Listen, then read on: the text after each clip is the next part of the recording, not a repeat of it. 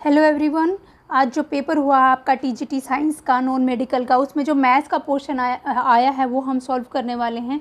देखिए आपका maths 33 marks का आया है, 34 मार्क्स का।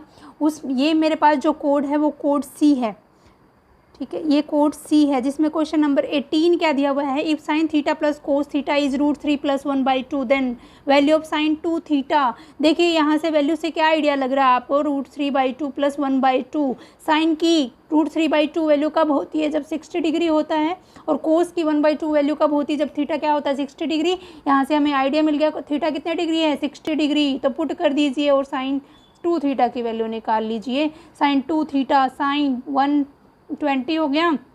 120 डिग्री को क्या लिख सकते हो, साइन 180 माइनस कितने डिग्री, 120 माइनस 60। कौन से क्वाड्रेंट में हो गया हम, सेकंड क्वाड्रेंट में। सेकंड में साइन पॉजिटिव होता है। साइन 60 की वैल्यू क्या होती है, √3/2। आंसर डी आपके क्वेश्चन का आंसर रहेगा, क्वेश्चन नंबर 18।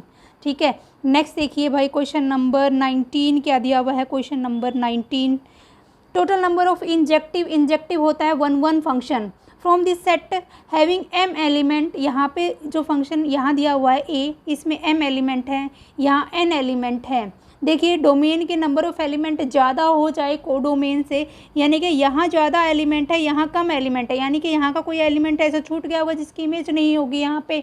तो 1 फंक्शन पूछता है ये। इंजेक्टिव का मतलब काउंटिंग किसकी पूछता है, 1 की। तो कितने हो जाएंगे, 0 होंगे भाई।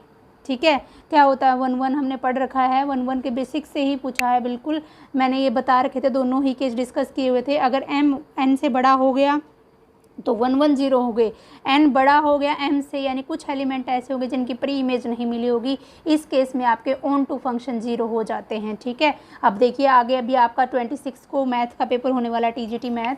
तो उसमें ऐसे क्वेश्चन पूछे जा सकते हैं काउंटिंग से लेकर, मैंने अपनी क्लासेज में डिस्कस किए हुए हैं, आप वहाँ से ये पढ़ सकते हो। प्रैक्टिस सेट फोल्डर में ये सारी चीज़ें आपको मिल जाएंगी। देखिए, a function is defined for the real number x। Question number 20, question number 19 का आंसर हो गया 0। क्वेश्चन नंबर 20 देखिए, function is defined for all number x is greater than 0 by f(x² = 2x³। आपसे डेरिवेटिव की 4 पे वैल्यू पूछा। देखिए ये क्वेश्चन भी मैंने हमारी क्लासेस में, बिल्कुल यही क्वेश्चन, बस मैंने सिर्फ उस क्लास में x² को x³ लिया हुआ था, इन्होंने क्या कर दिया, इसके आगे 2 लगा के दे दिया। देखिए इतना ही डिफरेंस है बस।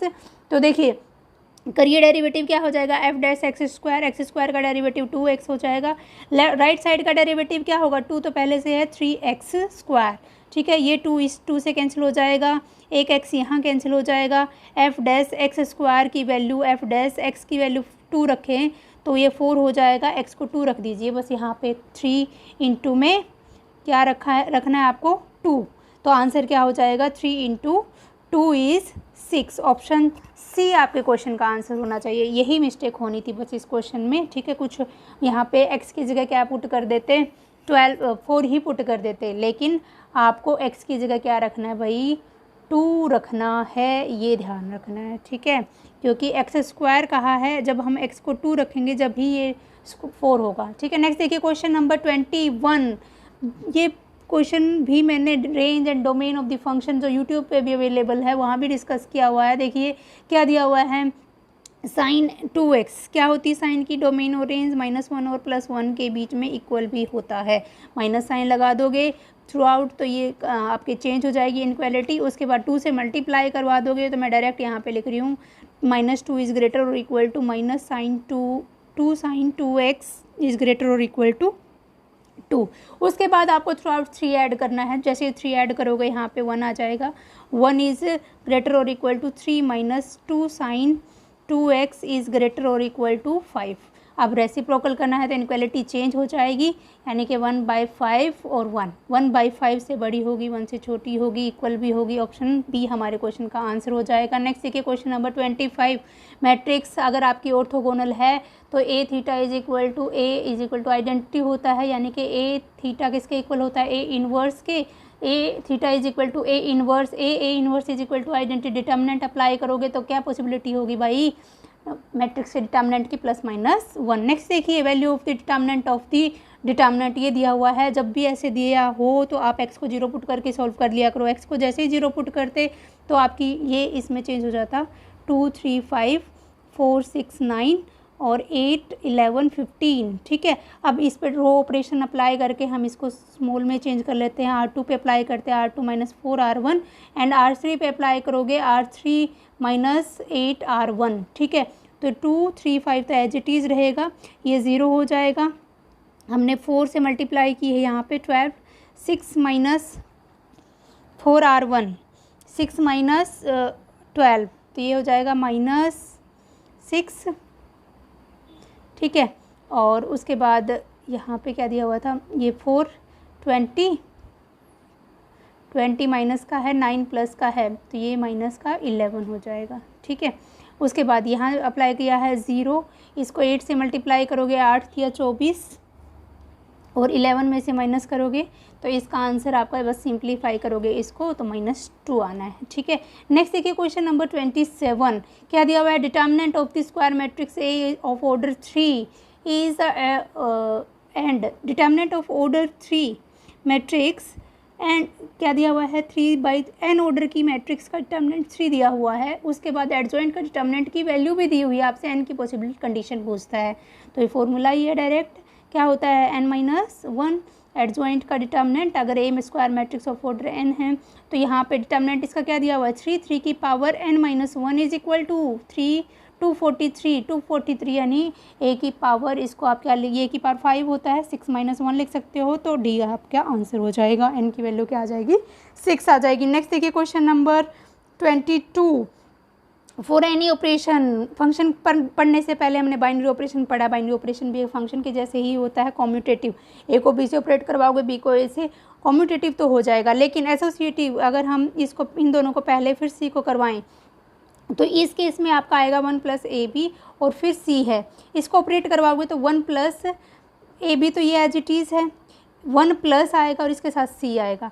और फिर अगर हम B और C को पहले ऑपरेट करवाएंगे तो 1 + BC और फिर A के साथ करवाओगे तो ये आएगा 1 + BC इंटू में A। यहाँ से A आएगा और यहाँ से C, ये दोनों कभी इक्वल नहीं होगी, इसका मतलब ये कॉम्यूटेटिव तो है लेकिन एसोसिएटिव नहीं है, तो ऑप्शन सेकंड आपके क्वेश्चन का आंसर हो जाएगा। Next, number of reflexive relation पूछे हैं, ये सब काउंटिंग करवा रखी है। सिमेट्री रिलेशन कितने होंगे, रिफ्लेक्सिव कितने होंगे, आइडेंटिटी होने की क्या, रिफ्लेक्सिव रिलेशन की क्या कंडीशन होती है। ठीक है, ये सब पढ़ लेना भाई, TGT मैथ में भी ऐसे क्वेश्चन बन सकते हैं आपके। एक सेट है जिसमें एलिमेंट 3 है, तो क्या होता है फॉर्मूला n² में से आइडेंटिटी वाले हटाने होते हैं, तो 2 की पावर 9 - 3 यानी कि 2 की पावर 6, 64 आपके क्वेश्चन का आंसर होना था। नेक्स्ट देखिए क्वेश्चन नंबर 24। जब भी आपसे यहाँ इनकरेक्ट पूछता है, ए और बी हर्मिशन देके, हर्मिशन मैट्रिक्स होती है A = A theta, transpose conjugate उसी मैट्रिक्स के इक्वल आ जाए तो वो मैट्रिक्स हर्मिशन होती है। जैसे ही आप इस पे अप्लाई करोगे, जब भी आपको ये चेक करना होता है हर्मिशन है सिमेट्री है, तो वही जो ऑपरेशन यहाँ दे रखा है, जो भी कंडीशन दे रखी है वही अप्लाई कर दो। थीटा इसी के इक्वल आना चाहिए, सेपरेट हो जाएगा AB थीटा प्लस में BA थीटा, मल्टीप्लाई में थीटा सेपरेट करोगे तो पहले BA थीटा आएगा, फिर A theta plus B theta, क्योंकि हर्मिशन है उसी के इक्वल है तो BA + AB के इक्वल आ गया, या प्लस साइन है तो उल्टा भी कर सकते हो, इसी के इक्वल आ गया, इसका मतलब हर्मिशन है, करेक्ट है। ठीक है, ये भी करेक्ट है, ये भी करेक्ट है, लेकिन ये करेक्ट नहीं है, इनकरेक्ट पूछा था तो ऑप्शन C आपके क्वेश्चन का आंसर हो जाएगा। नेक्स्ट देखिए क्वेश्चन नंबर 18 हम कर चुके हैं। क्वेश्चन नंबर 31 क्या दिया हुआ है, x² + 2√2xy + 2y² + 4x + 4√2y + 1 = 0। Pair of straight line में ये मैंने डायरेक्ट फॉर्मूला करवा रखा है शॉर्टेस्ट डिस्टेंस निकालने का। क्या होता है, अगर हम इक्वेशन लिखते हैं तो any have boyfriend going for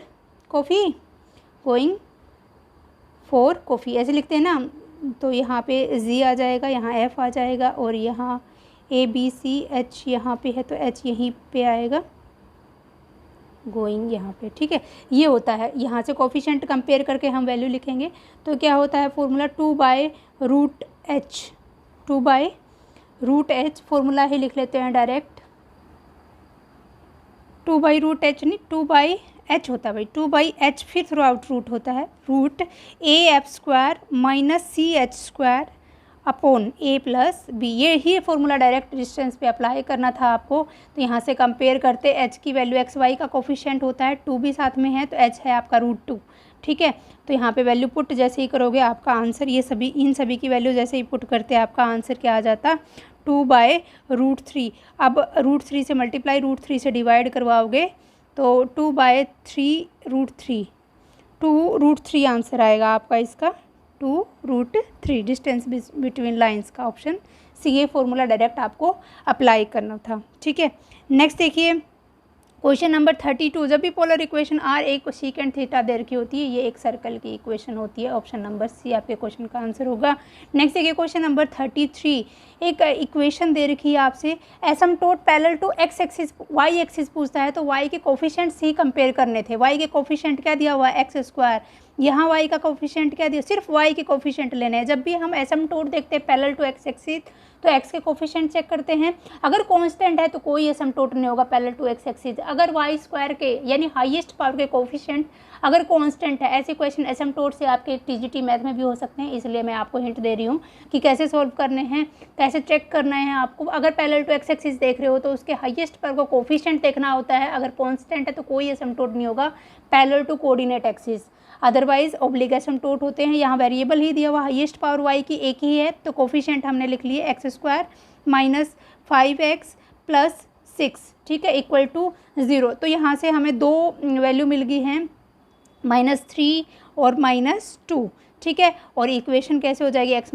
2 = 0, x - 3 line की ही होती है। एसिम्प्टोट्स क्या होते हैं, इक्वेशन होती है लाइन की, स्ट्रेट लाइन की, तो ये दो एसिम्प्टोट होंगे, ऑप्शन सी आपके क्वेश्चन का आंसर हो जाएगा। नेक्स्ट देखिए क्वेश्चन नंबर 48, ये कहता है कि दो आइगन वैल्यू, ये लास्ट में मैंने अपलोड किया था आइगन वैल्यू वाला कॉन्सेप्ट, वहीं से एज इट इज क्वेश्चन उठा के दे रखा है।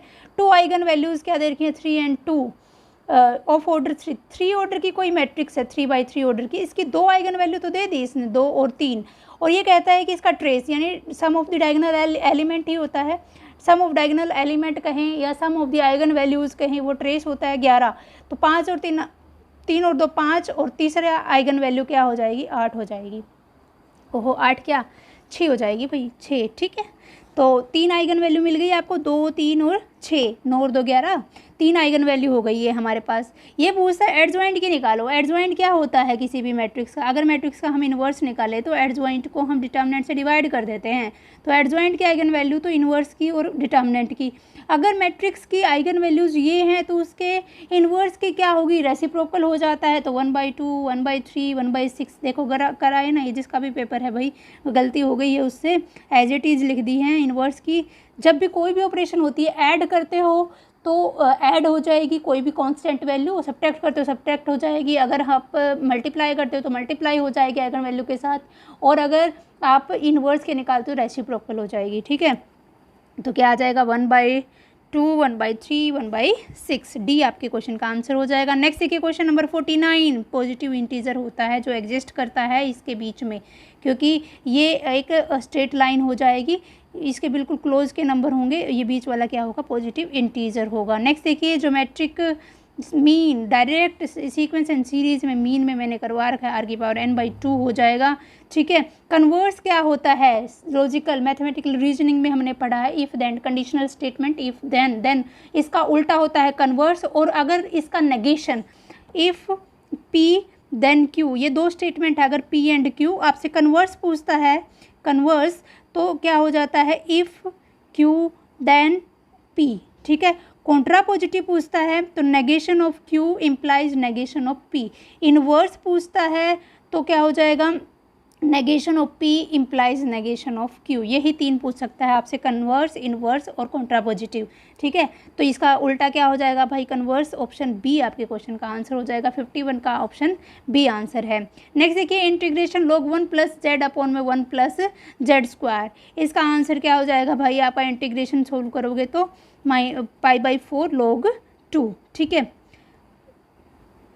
π/2 log 2, π/2 log 2। नेक्स्ट देखिए ये डायरेक्ट आपका सिंगुलर सॉल्यूशन से था, dy/dx को p पुट करते हैं, और अगर वो स्टेटमेंट उसको हो जाती है सिंगुलर सॉल्यूशन में तो p को डायरेक्ट इंटरचेंज कर देते हैं c से। जैसे ही आप इसको इंटरचेंज करते हैं तो x c² - yc + a, यही आपके क्वेश्चन का आंसर होता, ठीक है। तो देखिए बिल्कुल आसान सा क्वेश्चन दिया हुआ था। नेक्स्ट देखिए length of the smaller diagonal of the rhombus of the side दे रखी है 10, और उसके डायगोनल की वैल्यू क्या दे रखी है 12, बाइसेक्ट करता है तो 6 6 हो जाएगी, तो इसका एरिया क्या हो जाएगा रोम्बर का सम ऑफ द डायगोनल पैरेलल क्या होता है मल्टीप्लाई होती है ना इनकी, तो ये हो जाएगा, बिल्कुल सही कर रखा है ये क्वेश्चन 47 का आंसर सी होगा। नेक्स्ट देखिए question number 42, F is the function, ये फंक्शन में आपसे पूछता है कि ये करेक्ट नहीं है वो बताओ, कॉन्टिन्यूस होगा हर जगह, 2 पॉइंट पे होगा कॉन्टिन्यूस, डिफरेंशिएबल नहीं होगा एवरीवेयर, ठीक है, तो ऑप्शन डी नॉट करेक्ट पूछा है इसने, ठीक है, तो डी डिफरेंशिएबल नहीं, ये एवरीवेयर, ठीक है। ऑर्थोगोनल ट्रैजेक्टरी, ये क्वेश्चन एस्टेट में पूछा गया था, x y is equal to k square, ये दिया हुआ हो तो इसका डायरेक्ट क्या होता है भाई, सर्कल की इक्वेशन बनती है, ऑर्थोगोनल ट्रैजेक्टरी की इसकी क्या होती है, हाइपरबोला की, x square minus y square is equal to c square. Next देखिए क्वेश्चन नंबर 44, इसका आंसर क्या हो जाएगा, डायरेक्ट इसका इंटीग्रेशन करते हैं आप 0 से π/2 upper limit minus lower limit, answer is 0। Next देखिए if sine of cot inverse x plus, direct अगर आप एक्स को 0 पुट करके सॉल्व भी करते हैं ना यही आंसर आता, ठीक है, डायरेक्ट पूरा कोट इनवर्स में ऐसे क्वेश्चन अगर इनवर्स ट्रिग्नोमेट्रिक से आपको मिलते हैं तो आप एक्स की जगह पुट कर लिया करो 0 1 -1 √3, ठीक है, तो कोई ना कोई आपका ऑप्शन सेटिस्फाई कर ही जाएगा। नेक्स्ट देखिए क्वेश्चन नंबर 29, जब भी दो क्वाड्रेटिक इक्वेशन दे रखी हो, जैसे ये दे रखा था x square p x plus q is equal to 0, q x square minus p x plus 1 equal to 0, देखो बीच वाले एक्स वाला जो कोफिशिएंट है वो फिक्स रहा, ये इंटरचेंज हो गए कोफिशिएंट, इसका मतलब अगर पहले वाले की आइगन वैल्यू या रूट्स 2 और 3 दिए हुए हैं तो इस वाले के रूट इसके रेसिप्रोकल हो जाएंगे, 1/2 1/3, डायरेक्ट टिक कर सकते थे क्वेश्चन नंबर 29 को, सॉल्यूशन करके भी नहीं देखना था, ठीक है। तो नेक्स्ट देखिए the points of the curve, ये कर्व दे रखी है, टेंजेंट किसके पैरेलल होंगे, tangents are parallel to x axis कहता है, तो क्या होंगे 1 2 और 1 -2। नेक्स्ट देखिए मीन एंड स्टैंडर्ड डेविएशन दिए हुए हैं और ये कहता है कि अगर आप इंक्रीज कर देते हो वैल्यूज़ को 2 से तो मीन और स्टैंडर्ड डेविएशन पे क्या इफेक्ट होगा, मीन आपका इंक्रीज हो जाएगा लेकिन स्टैंडर्ड डेविएशन चेंज नहीं होता है, ठीक है। नेक्स्ट देखिए इस ऐसे क्वेश्चंस में आप डायरेक्ट वैल्यू पुट कर सकते हो, 0 पुट करोगे तो ये आपका 0/0 फॉर्म बन जाएगी। उसके बाद जैसे आपको सिखाया है क्या करते हैं हम, साइन एक्स का डेरिवेटिव एल हॉपिटल रूल लगाओगे तो साइन का डेरिवेटिव कोस 3x इंटू में 3 भी आएगा माइनस में 9 अपॉन 15x स्क्वायर, ठीक है।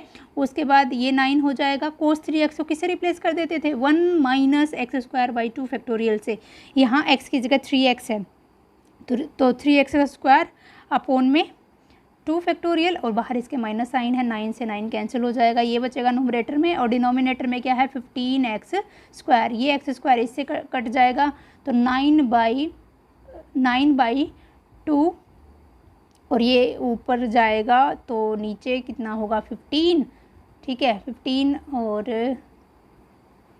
तो माइनस का आएगा, माइनस का 9/3 और 5 माइनस का 9/10 आएगा भाई, माइनस का 9/10 देख लेना, यही रूल लगाना था आपको, ठीक है। तो माइनस का आंसर आएगा, प्लस का तो नहीं आएगा, ये गलत टिक किया हुआ है, ठीक है।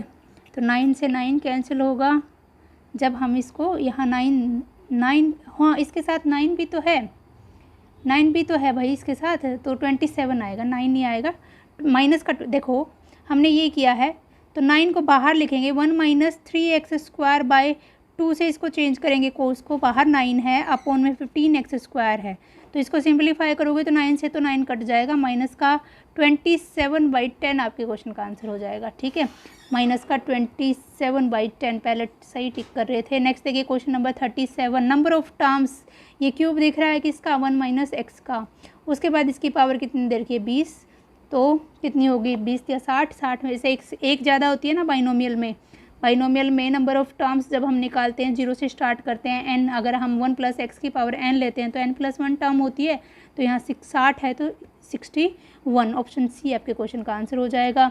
ये कंबाइन करोगे 1 को 89 के साथ पेयर बनेंगे, बीच में कोट 45 भी आएगा, लोगरिथम में m + n मल्टीप्लाई में लिख देते हो तो लोग कोट 90 90 90 ऐसे लिखोगे और साथ में फिर क्या होगा 45 45 की वैल्यू 1 होती है, log 1 0 0 आपके क्वेश्चन का आंसर हो जाएगा। नेक्स्ट देखिए क्वेश्चन नंबर 39, 2 ऊपर क्या है, इवन टर्म्स 2n+2 से स्टार्ट कर लेते हैं हम, n को 0 से कर लेंगे, नीचे 2n माइनस 2n+3, 2n+3, ठीक है, फैक्टोरियल।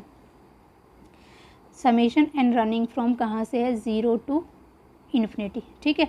उसके बाद इसको इसी फॉर्म में कन्वर्ट कर लेते हैं, तो हम इसे यहाँ 1 ऐड कर दें और 1 कर दें सब्ट्रैक्ट, तो क्या हो जाएगा 2n+3 अपॉन में 2n+3 factorial minus 1/2n+3 factorial. Summation को सेपरेट करेंगे, इसको सिंप्लीफाई करोगे तो ये e हो जाएगा, ये e ओड टर्म होती है, तो ऑप्शन बी आपके क्वेश्चन का आंसर होगा, 1/e आ जाएगा। इस टाइप से आप इसको कर सकते थे, एक्सपोनेंशियल लॉगरिथम सीरीज से क्वेश्चन है भाई, ठीक है। नेक्स्ट देखिए क्वेश्चन नंबर 34, ये पॉइंट ही दिया हुआ है, तो जहाँ से कर्व आपकी चेंज होती है कॉन्वेक्स और कॉनकेव में, वो पॉइंट आइसोलेटेड पॉइंट होता है।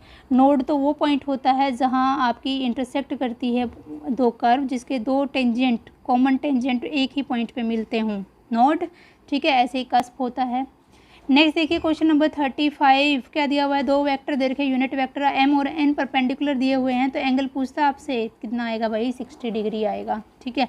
नेक्स्ट देखिए any tangent plane to the sphere, equation direct क्या होगी, 1/a² + 1/b² / c²। Intercept form की कैसे होती है लाइन की, x/a + y/b अगर हम कोऑर्डिनेट में हैं, अगर हम 3D में हैं तो x/a y/b z/c = 1 लेते हैं, तो स्फीयर में स्क्वायर होता है, तो 1/a² + 1/b² + 1/c² = 1/k, ना कि k², ठीक है।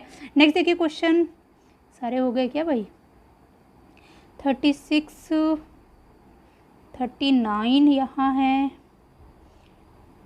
41, 30, एक बार देख लेते हैं सारे क्वेश्चन हो गए कि 41, 47, 51, हाँ सभी क्वेश्चन हो गए, ठीक है। ये था भाई कंप्लीट आपका आंसर्स, जो बाकी डिटेल वीडियो भी हम बनाएंगे जल्द ही, सभी क्वेश्चन का सॉल्यूशन डिटेल्ड में, ठीक है।